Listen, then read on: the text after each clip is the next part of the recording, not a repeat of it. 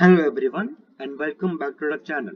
Today I will show you what is dynamic programming and how to approach questions for dynamic programming. So dynamic programming is mainly of two types, iterative and recursive. The only difference is that in iterative you use tabulation to your speed up your process, and in recursive you use memoization to speed up your process. Now, dynamic programming means that we we are considering every possible path or every possible condition to get my optimal answer. Unlike greedy, where we choose only the best path at each step, here we are considering every possible path to eventually land up on our most optimal answer. Now, if you want to check all possible paths, at many cases there will be 2 raised to n or even 3 raised to n possible paths. Now, this is obviously too much computation. So we need to optimize this. We use dynamic programming to easily convert this into n square or n cube, and then we can use further advanced data structures to convert this to n log n and below. Okay, so how does this optimization work? Let's say you are on a current path x to y and you have solved for this path and you have got an answer is equal to a. Now you are finding the answer from path z. Let's say from path z, you again found the need to calculate the path cost from x to y. Now, in the 2 raised to n approach, you again find the answer for x to y. But in our DP approach, we already have stored the maximum possible answer or the optimal answer from a particular path. So when that path appears again, at that time, instead of again computing the entire subtree, we just use O of 1 and query what is this possible answer. That way we are avoiding redundant computations, and we are we are still uh, assuming all possible paths to get my final answer. Okay, so moving on. So, whenever we are solving any dynamic programming question, first we need to define two very important parameters. Those are your DP states and your DP transition. Now, during DP, you need to store the partial answers of some small subproblems in a certain data structure to optimize it. So, your DP state will show that, let's say you have some data structure. So, your state will define that what does dp of I comma j or what does dp of I mean. I'll explain this with an example. Let's say we are solving a prefix sum problem. So in your prefix sum problem, your dp state of I denotes the sum up to the ith index. Similarly, for each DP problem, you need to first define that what does your DP of I or DP of I comma j, depending on the number of possibilities you have. You need to define that what does this value store and what does it denote. Okay, now the second important thing is transition. Transition means that how are your DP states dependent on each other. Let's say we are again solving that same prefix sum problem.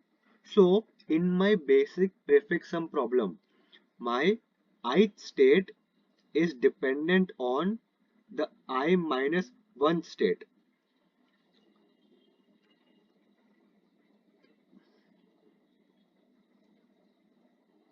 I minus 1 state. So these are two very important things to make clear before solving any DP problem. State and transition. State defines that DP of I means what in your question, and transition means that how are your states interdependent on each other. Okay, now based on question to question, you will have to decide that what is my optimal state and optimal transition. Then based on the constraints, you need to figure out whether can my transition function take O of n time, n log n time, or n square time. Okay, and based on your memory complexity, you can figure out that how many maximum states can I have. Is it in order of n or n square? Okay, now the best way to get a grip of DP is to solve more and more questions, thinking about what would be the state and transition for every question. I will show you three examples and how do I set the state and transition for that particular question. The first question is longest increasing sequence, where you are given n elements and you need to pick some elements from the array such that if you join them without changing the order, you will get a strictly increasing sequence. Now, what is basically DP? DP is that we are considering every possible case. Okay, we are considering every possible case. So let's say I am at my ith index. Then I will run a recursion to find that what can be put before 4. Then I will have to again run another recursion to find what comes before 3. And like that, I will require 2 raised to n checks to finally find my longest increasing subsequence.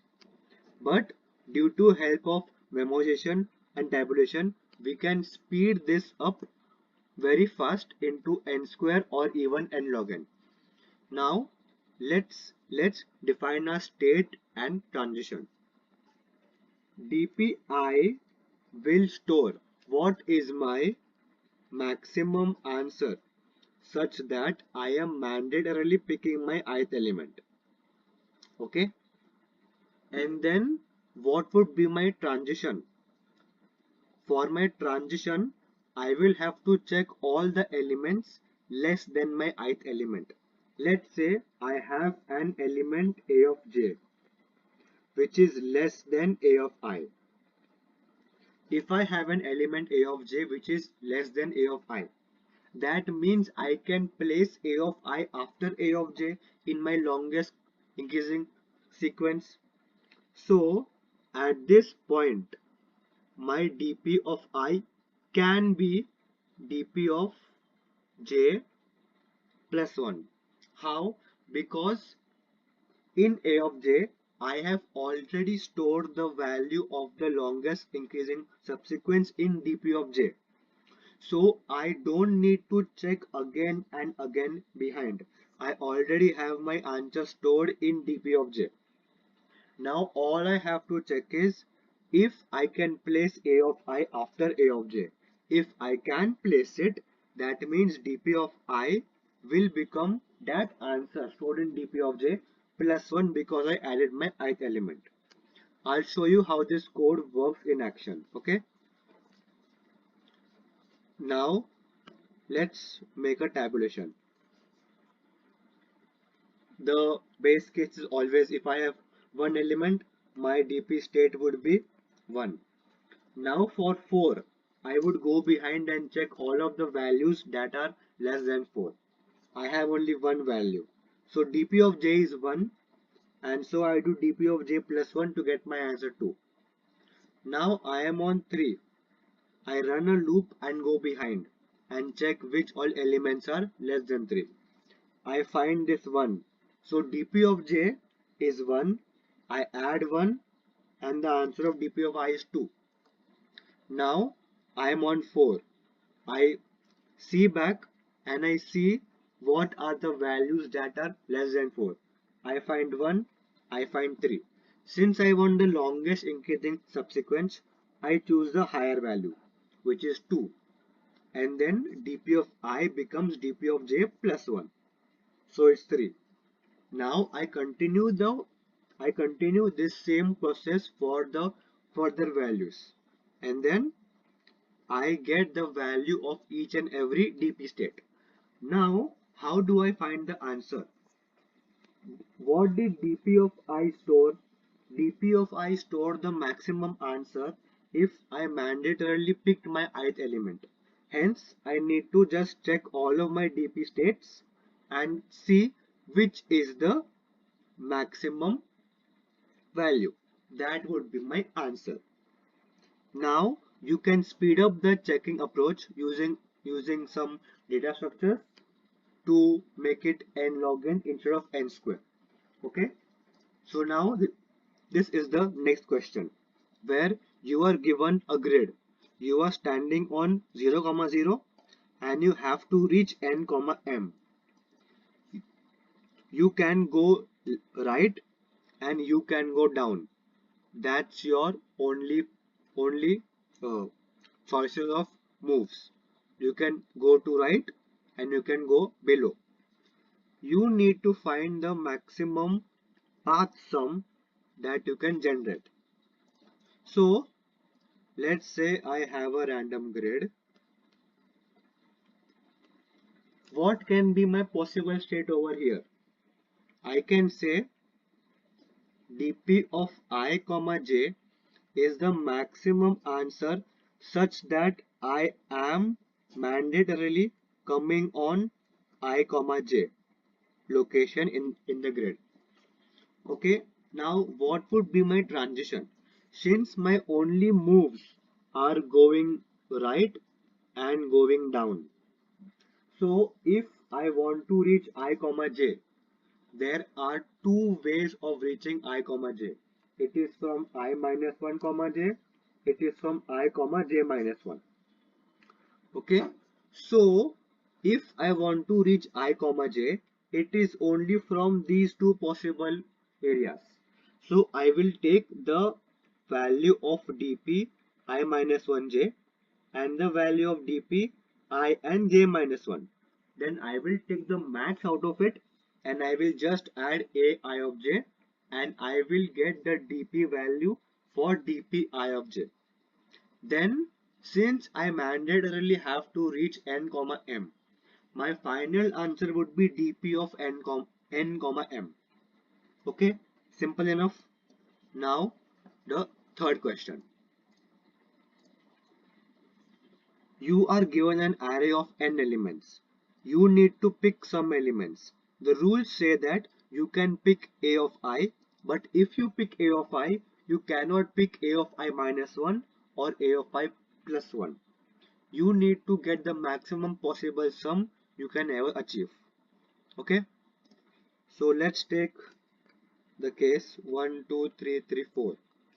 First of all, to reduce duplicates, what we can do is instead of having two threes, we can just say the value is 3 and I will get profit is equal to 6 if I pick 3, because I can pick all values of a of I. There is no restriction in that. I just don't need to pick ai minus 1 and ai plus 1. Okay, a of I plus 1 is not allowed to pick, not a of I plus 1. Both are different. So here also let's follow a similar strategy. dp of I means the maximum possible answer if I am picking my ith element. dp of I means the maximum possible answer if I am picking my ith element. Okay, now what is my transition? Since while finding dp of I will only consider indexes from 0 to I and I have sorted this list. So if I am picking dp of I, what other numbers can I pick? I can pick all smaller numbers except a of I minus 1. So what will I do? I will just skip dp of I minus 1 and I will check all the values from dp I minus 2 till 0. And the max of all of these values is the maximum possible answer, and then I just need to pick dp of ith element. So I will find the max from behind, and I will not pick dp of I minus 1 because I cannot pick a of I minus 1. So I will pick from 0 to I minus 2, add the profit of the current value, and that would equate to dp of I. So that is how you will complete the transition of this question. And now how to find the final answer. For the final answer, you need to just take the max of all dp states. Okay, so based on question, you just have to do these two things every single time.